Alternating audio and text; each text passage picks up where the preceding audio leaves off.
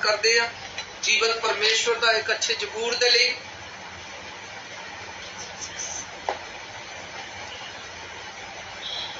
तौबा की प्रार्थना 51 जबूर तौबा की प्रार्थना। तौबा करना प्रभु के अगे दाऊद नबी बार बार इस वचन के द्वारा खुदा के अपने अपराधां नूं मनदा वा, तौबा करदा, क्योंकि उसने जो गलती की थी वो बार बार परमेश्वर अगे प्रार्थना कर लिया। पहले तो थोड़ा जा पढ़ देंगे। परमेश्वर अपनी कृपा के अनुसार मेरे उत्ते दया कर अपनियां रहमतां दी रेल पेल अनुसार मेरे अपराध मिटा दे। मेरे सारे अपराध प्रभु जी अपनियां रहमतां दे रेल पेल अनुसार मेरे अपराध जेड़े आ मिटा दे। और नंबर 1 स्टार्टिंग तो लिखिया कहंदा, हे परमेश्वर मेरी प्रार्थना दे उत्ते कान ला, है ना। पिछले दिन पिछले संडे भी आपां पढ़िया कि खुदा साडियां प्रार्थनावां दे उत्ते कान लाउंदा। असीं जो कुछ भी बीजदे हां, असीं जो कुछ भी खुदा दे अगे कहने आ, प्रभु साडी एक एक प्रार्थना दा उत्तर दिंदा वा। फिर लिखदा, अते मेरी बेनती तो अपने आप नूं ना लुका, मेरे वल ध्यान कर अते मैनूं उत्तर दे। मैं अपनी फरियाद 51 मैं अगे चल गया, मैं 55 पढ़ लग पिया। हे परमेश्वर अपनी कृपा के अनुसार मेरे उत्ते दया कर, अपनी रहमतां दी रेल पेल अनुसार मेरे अपराधां नूं मिटा दे अते मैनूं मेरी बदी तो मैनूं चंगी तरह कहंदा धो अते मेरे पाप तो मैनूं शुद्ध कर। हालेलुया। सो दाऊद के जीवन दे विच गलतियां आ गईयां। अगर असी दाऊद वाल देखते असी परसों चौथ भी असी गल कर रहे सी कि बहुत सारे समय दे विच लिखिया प्रभु का वचन सानू दसदा वा कि ना कोई अपने आप नूं स्थिर ना समझे, अपने आप नूं ये ना समझे मैं स्थिर हाँ, पर ये प्रभु की कृपा वा भी उहदा लहू सानू गलत कम्मां दे विच फसन नहीं दिंदा। ये उहदी कृपा वा, उहदा आत्मा वा जिहड़ा सानू संभालदा वा, जिहड़ा सानू ताकत दिंदा वा। जिहड़ा वचन दे विच लिखिया धर्मी जन डिगदा प्रभु फेर खड़ा कर, धर्मी जन डिगदा परमेश्वर उसनूं फेर खड़ा कर दिंदा। पिछली बारी भी मैं कई बारी दसदा कि खुदा कई पापां तो खुश नहीं होता, कई साडियां गलतियां माफ हो जांदियां। इंसान है ना, एडे रब दे जो लोग वो गलतियां दे विच फस गए। शैतान हमेशा उस बंदे का सामना करदा वा, उस बंदे दे जीवन दे विच बार बार परीक्षावां लैके आउंदियां। जिस इंसान तो शैतान नूं डर हो भी ये अगर बंदा खड़ा हो गया तो इन्हें तो मेरे तहस नहस कर देना, तो बार बार उहदे जीवन च परीक्षावां आउंदियां, बार बार दुष्ट उन्होंने सिट्टण की कोशिश करता, पर वो जीवत परमेश्वर आ।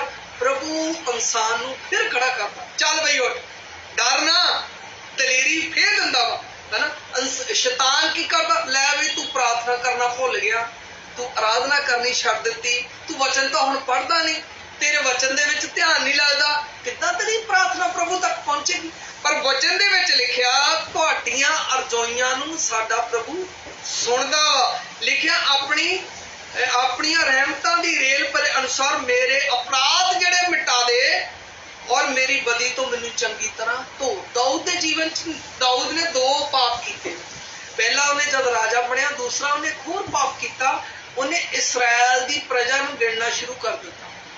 वचन दे विच लिखिया सी कि यहोवा परमेश्वर ने दाऊद नूं कहा सी भी तू मेरी मर्जी के अनुसार ये सारा कुछ करना, तो उन्हें कलिया कहता इसराइल की प्रजा नूं गिणो किन्ने, वो भी गलती की। फिर प्रभु ने अपने एक स्वर्गदूत नूं कलिया और बहुत तबाही मचाई उत्थे। एक स्वर्गदूत, अगर आप स्वर्गदूतां दी टीचिंग वाल वेखिए बड़ी डीपली टीचिंग हैगी। एक स्वर्गदूत किन्ने लोकां नूं मार सकदा, एक स्वर्गदूत च इन्नी पावर है, किन्ने लोकां नूं खत्म कर सकदा। ਉਹਦੇ ਉੱਤੇ उस अध्याय ਦੇ ਵਿੱਚ लिखिया होया कि इन्ने हज़ार लोगों ਨੂੰ मार दिता। ਤੇ ਜਦੋਂ लास्ट वाले समय च प्रभु ने अपने स्वर्गदूतां ਨਾਲ ना दुनिया का हाल की हो जाना ਇੱਕ ਸਵਰਗਦੂਤ ਇੰਨਾ ਕਰ ਸਕਦਾ, ਜੇ ਪ੍ਰਭੂ ਦੇ ਸਵਰਗਦੂਤ ਹੀ ਸਵਰਗਦੂਤ ਹੋ ਗਏ ਤਾਂ ਲੋਕਾਂ ਦਾ ਤਾਂ ਹਾਲ ਬੇਹਾਲ ਹੋਏ। ਤੇ ਇਸੇ ਲਈ ਹਰ ਇੱਕ ਵਿਸ਼ਵਾਸੀ ਦੇ ਲਈ ਖੁਦਾ ਨੇ ਇੱਕ ਸਵਰਗਦੂਤ ਵੀ ਦਿੱਤਾ ਹੋਇਆ। ਉਹਦੀ ਜਦੋਂ ਅਸੀਂ ਪ੍ਰਾਰਥਨਾ ਦੇ ਵਿੱਚ ਬਹਿੰਦੇ ਆ, ਜਦੋਂ ਅਸੀਂ ਆਰਾਧਨਾ ਕਰਦੇ ਆ, ਜਦੋਂ ਅਸੀਂ ਉਹਦੀ ਮਹਿਮਾ ਕਰਦੇ ਆ, ਤਾਂ ਸਾਡੀਆਂ ਪ੍ਰਾਰਥਨਾਵਾਂ ਜਿਹੜਾ ਸਵਰਗਦੂਤ ਸਾਡੇ ਲਈ ਰੱਖਿਆ ਉਹ ਪ੍ਰਭੂ ਦੇ ਅੱਗੇ ਲੈ ਕੇ ਜਾਂਦਾ। ਪਿਛਲੇ ਦਿਨਾਂ ਦੇ ਵਿੱਚ ਕੀ ਕਹਿੰਦੇ, ਮੈਂ ਕਿਤੋਂ ਆਏ ਥੱਕੇ ਹੋਏ ਬਹੁਤ ਸੀਗੇ, ਤੇ ਮੈਂ ਬਣ ਕੇ ਫਿਰ ਮਾੜਾ ਮੋਟਾ ਘਰ ਦਾ ਵੀ ਕੁਛ ਸੀਗਾ ਉਹ ਵੀ ਕਰ ਕੇ, ਔਰ ਟਾਈਮ ਤਕਰੀਬਨ ਜ਼ਿਆਦਾ ਹੋ ਗਿਆ, ਤੇ ਜਿਹੜਾ ਸਾਡਾ ਪ੍ਰਾਰਥਨਾ ਦਾ ਡੇਲੀ ਸ਼ਾਮ ਦਾ ਸਮਾਂ ਉਹ ਨਿਕਲ ਗਿਆ। ਔਰ ਮੈਂ ਕਿਹਾ ਵੀ ਚਲੋ ਕੋਈ ਨਹੀਂ, ਕਿਉਂਕਿ ਸ਼ੈਤਾਨ ਬੜਾ ਤੇਜ਼ ਆ। ਸ਼ੈਤਾਨ ਤੁਹਾਨੂੰ ਕੀ ਕਹਿੰਦੇ ਪ੍ਰਾਰਥਨਾ ਤੋਂ ਰੋਕਣ ਦੀ ਪੂਰੀ ਕੋਸ਼ਿਸ਼ ਕਰੇਗਾ। ਔਰ ਅੱਖਾਂ ਦੇ ਵਿੱਚ ਵੀ ਨੀਂਦ ਭਰੀ ਹੋਈ, ਰੋਟੀ ਖਾਧੀ, ਤੇ ਵਾਈਫ ਨੇ ਪੁੱਛਿਆ, ਕਹਿੰਦੇ ਕਿ ਪ੍ਰਾਰਥਨਾ ਦਾ ਸਮਾਂ ਤਾਂ ਲੰਘ ਗਿਆ। ਤੇ ਮੈਂ ਕਿਹਾ ਕੋਈ ਨਹੀਂ, ਆਪਾਂ ਕਿਹੜਾ ਹਲੇ ਸੁੱਤੇ ਆ, ਹਨਾ। ਸਿੱਟਿਆ ਥੱਲੇ ਦੂਸਰੀ ਚਾਦਰ ਇੱਕ ਰੱਖੀ ਹੋਈ, ਇੱਕ ਦਰੀ ਕਰਕੇ ਆਪਾਂ ਆਪਣੇ ਟਾਈਮ ਨਾਲ ਆਨੰਦ ਹੋ ਕੇ ਪਰਮੇਸ਼ਵਰ ਦਾ ਧੰਨਵਾਦ ਕੀਤਾ, ਆਰਾਧਨਾ ਕੀਤੀ, ਗੀਤ ਪ੍ਰਾਰਥਨਾ ਕਰਕੇ ਸ਼ਾਂਤ ਹੋ ਕੇ ਚੁੱਪ ਨਾਲ ਲੇਟ ਗਏ। ਕਹਿਣ ਦਾ ਮਤਲਬ ਸ਼ੈਤਾਨ ਦਾ ਕੰਮ ਕੀ ਆ? ਇਨਸਾਨ ਨੂੰ ਕਮਜ਼ੋਰ ਕਰਨਾ। ਪ੍ਰਾਰਥਨਾ ਚੋਂ ਘੱਟ ਹੋ ਗਿਆ, ਵਚਨ ਦੇ ਵਿੱਚੋਂ ਘੱਟ ਹੋ ਗਿਆ, ਲੇਕਿਨ ਖੁਦਾ ਦਾ ਵਚਨ ਇਨਸਾਨ ਨੂੰ ਦਲੇਰੀ ਦਿੰਦਾ। ਉੱਠ ਬਈ, ਉੱਠ, ਕਹਿੰਦਾ ਕਾਮਯਾਬ ਹੋ। ਇੱਕ ਵਚਨ 'ਚ ਲਿਖਿਆ, ਕਹਿੰਦਾ ਉੱਠ ਪ੍ਰਕਾਸ਼ਮਾਨ ਹੋ, ਦੇਖ ਤੇਰਾ ਪ੍ਰਕਾਸ਼ ਆ ਗਿਆ। ਔਰ ਜਦੋਂ ਮੈਂ ਮਸਕਟ ਦੇ ਵਿੱਚ ਮੈਂ ਬਿਲਕੁਲ ਜ਼ੀਰੋ ਹੋ ਗਿਆ ਸੀ, ਖਤਮ, ਔਰ ਮੈਂ ਏਦਾਂ ਹੀ ਬੈਠਾ ਸੀ, ਮੇਰੇ ਇੰਨਾ ਕੁ ਸ਼ੈਤਾਨ ਨੇ ਮਨ ਦੇ ਨਾਲ ਖੇਡਿਆ, ਮੇਰੇ ਤੂੰ ਖਤਮ ਹੋ ਗਿਆ, ਤੇਰੀ ਪ੍ਰਾਰਥਨਾ ਲਾਈਫ ਘਟ ਗਈ ਆ, ਤੂੰ ਹੁਣ ਸੰਡੇ ਨੂੰ ਸ਼ੁੱਕਰਵਾਰ ਨੂੰ ਚਰਚ ਨਹੀਂ ਜਾਣਾ। ਕਿਉਂਕਿ ਉਸ ਜਗ੍ਹਾ ਦੇ ਉੱਤੇ ਸ਼ੈਤਾਨ ਨੇ ਕੀ ਕਰ ਦਿੱਤਾ ਸੀਗਾ? ਡਾਮਾਡੋਲ ਕਰ ਦਿੱਤਾ, ਹਰ ਇੱਕ ਚਰਚ ਮੇਰੇ ਤੋਂ ਦੂਰ ਕਰ ਦਿੱਤਾ। ਮੈਨੂੰ ਪਤਾ ਹੀ ਨਹੀਂ ਸੀ ਕਿ ਚਰਚ ਕਿੱਥੇ ਆ। ਲੇਕਿਨ ਇੱਕ ਦਿਨ ਏਦਾਂ ਹੀ ਮੈਂ ਰੱਬ ਦੇ ਕਿਸੇ ਦਾਸ ਨਾਲ ਗੱਲਬਾਤ ਕਰ ਰਿਹਾ ਸੀ। ਜਦੋਂ ਗੱਲਬਾਤ ਕੀਤੀ ਤੇ ਮੈਂ ਪ੍ਰਭੂ ਦੇ ਦਾਸ ਨੂੰ ਕਿਹਾ, ਮੈਂ ਕਿਹਾ ਪਾਸਟਰ ਜੀ ਮੇਰੀ ਪ੍ਰਾਰਥਨਾ ਘਟ ਗਈ ਆ, ਮੈਂ ਵਚਨ ਸਟੱਡੀ ਨਹੀਂ ਹਲੇ ਕਰਦਾ, ਕੀ ਕਰਾਂ? ਮੈਨੂੰ ਰੂਮ ਦੇ ਵਿੱਚ ਵਚਨ ਨਹੀਂ ਪੜ੍ਹਨ ਦਿੰਦੇ, ਸਟੱਡੀ ਨਹੀਂ ਕਰ ਦਿੱਤੇ। ਤਾਂ ਰੱਬ ਦੇ ਦਾਸ ਦਾ ਅੱਜ ਵੀ ਮੈਨੂੰ ਯਾਦ ਆ, ਲਿਖਿਆ ਕਿ ਯਸ਼ਾਇਆ ਦੀ ਪੁਸਤਕ 'ਚ ਲਿਖਿਆ, ਉੱਠ ਪ੍ਰਕਾਸ਼ਮਾਨ ਹੋ, ਦੇਖ ਤੇਰਾ ਪ੍ਰਕਾਸ਼ ਆ ਗਿਆ। ਔਰ ਇਸ ਵਚਨ ਨੇ ਮੈਨੂੰ ਬੜੀ ਦਲੇਰੀ ਦਿੱਤੀ। ਜਿੰਨਾ ਅਸੀਂ ਵਚਨ ਪੜਾਂਗੇ, ਜਿੰਨਾ ਅਸੀਂ ਪ੍ਰਾਰਥਨਾ ਕਰਾਂਗੇ, ਸਾਨੂੰ ਇਹ ਦਲੇਰੀਆਂ ਪ੍ਰਭੂ ਨੇ ਸਾਡੇ ਲਈ ਰੱਖੀਆਂ, ਹਨਾ। ਅੱਗੋਂ ਥੋੜਾ ਪੜ੍ਹ ਦਿਆਂਗੇ। ਕਿਉਂ ਜੋ ਮੈਂ ਆਪਣੇ ਅਪਰਾਧ ਜਾਣਦਾ। ਹੁਣ ਕਹਿੰਦਾ ਮੈਂ ਆਪਣੀਆਂ ਗਲਤੀਆਂ ਨੂੰ, ਪ੍ਰਭੂ ਮੈਂ ਆਪਣੀ ਗਲਤੀਆਂ ਨੂੰ, ਆਪਣੇ ਅਪਰਾਧਾਂ ਨੂੰ ਜਾਣਦਾ ਵਾਂ, ਅਤੇ ਮੇਰਾ ਪਾਪ ਸਦਾ ਮੇਰੇ ਸਾਹਮਣੇ ਹੈ। ਹੁਣ ਮੇਰਾ ਪਾਪ ਜਿਹੜਾ ਸਦਾ ਮੇਰੇ ਸਾਹਮਣੇ ਹੈ। ਮੈਂ ਤੇਰਾ ਹਾਂ, ਮੈਂ ਤੇਰਾ ਹਾਂ, ਤੇਰਾ ਹੀ ਪਾਪ ਕੀਤਾ। ਤੇਰੀ ਨਿਗਾਹ ਦੇ ਵਿੱਚ ਪ੍ਰਭੂ ਜੀ ਮੈਂ ਇਹ ਗਲਤੀ ਕੀਤੀ, ਮੈਂ ਇਹ ਪਾਪ ਕੀਤਾ ਵਾ, ਹਾਂ, ਅਤੇ ਤੇਰੀ ਨਿਗਾਹ ਵਿੱਚ ਹੀ ਇਹ ਬੁਰਾਈ ਕੀਤੀ। ਤੇਰੀ ਨਿਗਾਹ ਦੇ ਵਿੱਚ ਪਤਾ ਵੀ ਆ ਕਿ ਪ੍ਰਭੂ ਦੀ ਨਜ਼ਰ 'ਚ ਇਹ ਕੰਮ ਘਿਨੌਣਾ ਵਾ, ਇਹ ਗਲਤ ਆ, ਲੇਕਿਨ ਕਹਿੰਦਾ ਪ੍ਰਭੂ ਤੇਰੀ ਨਿਗਾਹ ਦੇ ਵਿੱਚ ਮੈਂ ਇਹ ਗਲਤੀ ਕੀਤੀ, ਤਾਂ ਜੋ ਤੂੰ ਆਪਣੇ ਫੈਸਲੇ ਵਿੱਚ ਧਰਮੀ ਠਹਿਰੇ। ਕਹਿੰਦਾ ਤੂੰ ਆਪਣੇ ਪ੍ਰਭੂ ਜੀ ਫੈਸਲੇ ਦੇ ਵਿੱਚ ਧਰਮੀ ਠਹਿਰੇ, ਹਾਂ, ਅਤੇ ਆਪਣੇ ਨਿਆਂ ਵਿੱਚ ਤੂੰ ਸਾਫ਼ ਨਿਕਲੇ। ਦੇਖੋ ਸਭ ਪਤਾ ਹੈ ਨਾ, ਨਿਆਂ ਵੀ ਕਹਿੰਦਾ ਤੂੰ ਸਾਫ਼ ਨਿਕਲੇ, ਨਿਆਂ ਦੇ ਵਿੱਚ ਵੀ ਤੂੰ ਸਾਫ਼ ਨਿਕਲੇਗਾ। ਔਰ ਪ੍ਰਭੂ ਮੈਂ ਤੇਰੇ ਨਿਗਾਹ ਦੇ ਵਿੱਚ ਮੈਂ ਇਹ ਬੁਰਾਈ ਕੀਤੀ। ਸ਼ੈਤਾਨ ਦਾ ਕੀ ਕੰਮ ਆ? ਇਨਸਾਨ ਨੂੰ ਕੀ ਕਹਿੰਦੇ ਕਿ ਪਾਪ ਦੇ ਵਿੱਚ ਸਿੱਟਣਾ। ਪ੍ਰਭੂ ਦਾ ਵਚਨ ਪਹਿਲਾ ਯੋਹੰਨਾ ਦੇ 2 ਅਧਿਆਇ ਦੇ ਵਿੱਚ ਲਿਖਿਆ, ਕਹਿੰਦਾ ਜਿਹੜਾ ਇਨਸਾਨ ਆਪਣੇ ਪਾਪ ਨੂੰ ਲੁਕਾਉਂਦਾ ਵਾ, ਉਹ ਪ੍ਰਭੂ ਦਾ ਵਚਨ ਉਹਦੇ ਦਿਲ 'ਚ ਨਹੀਂ ਹੋ। ਜਦੋਂ ਇਨਸਾਨ ਆਪਣੀ ਗਲਤੀ ਨੂੰ ਮੰਨਦਾ ਵਾ, ਕਹਿੰਦਾ ਕਿ ਹਾਂ ਮੈਂ ਗਲਤੀ ਕਰ ਲਈ ਆ ਤੇ ਮੇਰੇ ਲਈ ਪ੍ਰਾਰਥਨਾ ਕਰੋ, ਤੇ ਉਸ ਟਾਈਮ ਪਰਮੇਸ਼ਵਰ ਦੀ ਦਇਆ ਉਸ ਇਨਸਾਨ ਤੇ ਹੁੰਦੀ ਆ। ਲੇਕਿਨ ਕਈ ਵਾਰੀ ਕੀ ਹੁੰਦਾ, ਇਨਸਾਨ ਆਪਣੀ ਗਲਤੀ ਨੂੰ ਲੁਕਾਉਣ ਦੀ ਕੋਸ਼ਿਸ਼ ਕਰਦਾ। ਸਮਾਂ ਏਦਾਂ ਦਾ ਵਾ, ਸਮਾਂ ਏਦਾਂ ਦਾ ਮੈਂ ਖੁਦ ਦੇਖਿਆ ਕਿ ਪ੍ਰਭੂ ਮਾਫ ਕਰੇ, ਜਦੋਂ ਅਸੀਂ ਕਿਸੇ ਨੇ ਆਣ ਕੇ ਆਪਣੀ ਦੱਸਣਾ ਕਿ ਹਾਂ ਪਾਸਟਰ ਜੀ ਆ ਮੇਰੇ ਕੋਲ ਗਲਤੀ ਹੋ ਗਈ, ਔਰ ਮੈਂ ਖੁਦ ਦੇਖਿਆ 5 ਜਣਿਆਂ ਨੇ ਬੈਠ ਕੇ ਹੱਸਣਾ ਉਸ ਗੱਲ ਦੇ ਉੱਤੇ, ਹੈਨਾ। ਉਹਦੀ ਮਜ਼ਾਕ ਆਪਸ ਵਿੱਚ ਗੱਲਬਾਤ ਕਰਕੇ ਮਜ਼ਾਕ ਬਣਾਉਣਾ ਕਿ ਉਹ ਤੋਂ ਗਲਤੀ ਗਲਤੀ ਹੋ ਗਈ। ਕਿਉਂਕਿ ਇੱਕ ਦਾਸ ਦਾ ਕੰਮ ਕੀ ਆ, ਜੇ ਉਹਨੇ ਤੁਹਾਡੇ ਕੋਲ ਆਪਣੀ ਗਲਤੀ ਦਾ ਇਕਰਾਰ ਕੀਤਾ ਤਾਂ ਤੁਹਾਡਾ ਫਰਜ਼ ਕੀ ਬਣਦਾ? ਉਸ ਲਈ ਮਿਲ ਕੇ ਪ੍ਰਭੂ ਦੇ ਅੱਗੇ ਪ੍ਰਾਰਥਨਾ ਕਰੋ, ਪ੍ਰਭੂ ਇਹ ਰੂਹ ਨਾਸ਼ ਨਾ ਹੋਵੇ। ਪ੍ਰਭੂ ਇਹ ਰੂਹ ਬਚਾਈ ਜਾਵੇ। ਖੁਦਾ ਜੇ ਅੱਜ ਇਹ ਪਿੱਛੇ ਹਟ ਗਿਆ ਤਾਂ ਪਰਮੇਸ਼ਵਰ ਇਹਨੂੰ ਮੁੜ ਲੈ ਕੇ ਆ, ਕਿਉਂਕਿ ਵਚਨ ਦੇ ਵਿੱਚ ਲਿਖਿਆ ਹੋਇਆ ਸਾਫ਼ ਪੌਲਸ ਬਾਰ-ਬਾਰ ਕਹਿੰਦਾ ਅਗਰ ਕੋਈ ਪ੍ਰਭੂ ਤੋਂ ਪਿੱਛੇ ਹਟ ਗਿਆ ਉਹਦਾ ਹੱਥ ਫੜ ਕੇ ਉਹਨੂੰ ਆਪਣੇ ਨਾਲ ਰਲਾ ਲਓ ਤਾਂ ਤੁਸੀਂ ਇੱਕ ਇਨਸਾਨ ਦੀ ਜਾਨ ਨੂੰ ਬਚਾ ਲੈਂਦੇ ਆ। ਤੇ ਜੇ ਉਹ ਗਲਤੀਆਂ ਕਰਦਾ ਮਰ ਗਿਆ ਜਾਂ ਗਲਤੀਆਂ ਕਰਦਾ ਏਦਾਂ ਕਰ ਗਿਆ, ਪਾਸਟਰ ਸਹੀ ਨਹੀਂ ਸੀਗਾ ਜਾਂ ਏਦਾਂ ਸੀਗੀ ਜਾਂ ਮੇਰਾ ਉਸ ਜਗ੍ਹਾ ਦੇ ਉੱਤੇ ਮਨ ਨਹੀਂ ਸੀ, ਦਿਲ ਨਹੀਂ, ਤਾਂ ਕੀ ਫਾਇਦਾ ਫਿਰ? ਖੁਦਾ ਦਾ ਵਚਨ ਸਾਫ਼ ਗੱਲ ਕਹਿੰਦਾ ਮੈਨੂੰ ਆਪਣੇ ਨਿਆਂ ਵਿੱਚ ਸਾਫ਼ ਨਿਕਲੇ। ਮੈਂ ਬਦੀ ਵਿੱਚ ਹਾਂ। ਅੱਗੋਂ ਵੇਖ ਮੈਂ ਬਦੀ ਵਿੱਚ ਜੰਮਿਆ ਹਾਂ ਅਤੇ ਪਾਪ ਵਿੱਚ ਮੇਰੀ ਮਾਤਾ ਨੇ ਮੈਨੂੰ ਕੁੱਖ ਵਿੱਚ ਲਿਆ। ਪਾਪ ਵਿੱਚ ਮੇਰੀ ਮਾਤਾ ਨੇ ਮੈਨੂੰ ਕੁੱਖ ਵਿੱਚ ਲਿਆ। ਹਾਂ ਵੇਖ ਤੂੰ ਅੰਦਰਲੀ ਸੱਚਾਈ ਚਾਹੁੰਦਾ ਹੈ। ਤੂੰ ਅੰਦਰਲੀ ਸੱਚਾਈ ਚਾਹੁੰਦਾ ਹੈ ਅਤੇ ਗੁਪਤ ਮਨ ਵਿੱਚ ਮੈਨੂੰ ਬੁੱਧੀ ਸਿਖਾਵੇਂਗਾ। ਹੂੰ ਜੂਫੇ ਨਾਲ ਮੈਨੂੰ ਪਾਕ ਕਰ ਤਾਂ ਮੈਂ ਸ਼ੁੱਧ ਹੋ ਜਾਵਾਂਗਾ। ਹੁਣ ਬਾਰ-ਬਾਰ ਕਹਿ ਰਿਹਾ ਪ੍ਰਭੂ ਨੂੰ, ਕਹਿੰਦਾ ਪ੍ਰਭੂ ਤੂੰ ਮੈਨੂੰ ਆਪਣੇ ਲਹੂ ਨਾਲ ਯੂਫੇ ਨਾਲ ਮੈਨੂੰ ਸਾਫ਼ ਕਰ ਤਾਂ ਮੈਂ ਸ਼ੁੱਧ ਹੋ ਜਾਵਾਂਗਾ। ਮੈਨੂੰ ਧੋ ਤਾਂ ਮੈਂ ਬਰਫ਼ ਨਾਲੋਂ ਵੀ ਚਿੱਟਾ ਹੋ ਜਾਵਾਂਗਾ। ਮੈਨੂੰ ਪ੍ਰਭੂ ਜੀ ਧੋ ਤਾਂ ਮੈਂ ਬਰਫ਼ ਨਾਲੋਂ ਵੀ ਚਿੱਟਾ ਹੋ ਜਾਵਾਂਗਾ। ਜਦੋਂ ਮੈਂ ਮਸਕਟ ਦੇ ਵਿੱਚੋਂ ਪੰਜਾਬ ਚ ਆ ਗਿਆ, ਮੇਰੇ ਮਨ ਚ ਇੱਕ ਸ਼ੈਤਾਨ ਨੇ ਗੱਲ ਪਾਈ ਸੀ ਕਿ ਜਿਹੜਾ ਇਨਸਾਨ ਇੱਕ ਵਾਰੀ ਪਿੱਛੇ ਹਟ ਗਿਆ ਪ੍ਰਭੂ ਤੋਂ, ਉਹ ਇਨਸਾਨ ਅਗਰ ਗਲਤੀ ਕਰਕੇ ਫਿਰ ਪ੍ਰਭੂ ਦੇ ਵਿੱਚ ਆਉਂਦਾ ਤਾਂ ਸਵਰਗ ਨਹੀਂ ਜਾਵੇਗਾ। ਮੰਨ ਲਓ ਜੇ ਕੋਈ ਪ੍ਰਭੂ ਤੋਂ ਪਿੱਛੇ ਹਟ ਗਿਆ 2-3 ਸਾਲ 5 ਸਾਲ ਪਿੱਛੇ ਹਟ ਗਿਆ ਤੇ ਪਰਮੇਸ਼ਵਰ ਦੀ ਕਿਰਪਾ ਨਾਲ ਉਹ ਫਿਰ ਪ੍ਰਭੂ ਦੇ ਵਿੱਚ ਆ ਗਿਆ, ਫਿਰ ਵਧ ਰਿਹਾ, ਲੇਕਿਨ ਉਹਦੀ ਪੁਰਾਣੀ ਬਦੀ ਜਿਹੜੀ ਆ ਉਹ ਹਲੇ ਉਦਾਂ ਹੀ ਆ, ਤੇ ਕੀ ਉਹ ਸਵਰਗ ਦੇ ਵਿੱਚ ਜਾ ਪਾਵੇਗਾ?